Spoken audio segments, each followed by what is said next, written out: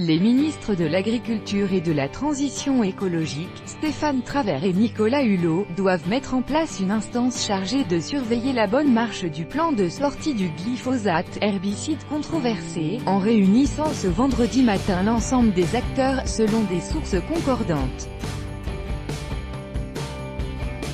En tout, une soixantaine de personnes, syndicats, élus, chercheurs, devaient se réunir dans une annexe de Matignon, l'hôtel de Cassini pour une réunion de 2 heures. Elle doit permettre de mettre en place un comité de suivi ou une task force chargée de suivre la progression de la sortie du glyphosate, avec une composition et une fréquence de points d'étape qui doit être précisée.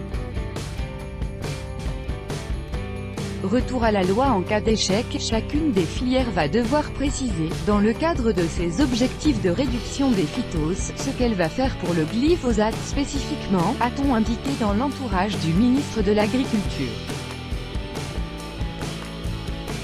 Avec Stéphane Travert, on réunit tous les acteurs de la filière et si jamais on n'est pas en situation de réaliser cet objectif en 3 ans, on reviendra à la loi, a indiqué Nicolas Hulot sur l'antenne de France Info, jeudi. L'Assemblée nationale a rejeté fin mai des amendements, y compris LREM, qui visaient à graver dans la loi agriculture et alimentation cette sortie du glyphosate en 2021, le gouvernement voulant trouver d'abord une solution de rechange pour les agriculteurs. La France en avance d'après Hulot, ce qui est important déjà, sur le plan européen, on était parti sur 10 ou 15 ans, grâce à la France, ça a été ramené à 5 ans, et en France elle-même on va le faire sur 3 ans, a ajouté Nicolas Hulot.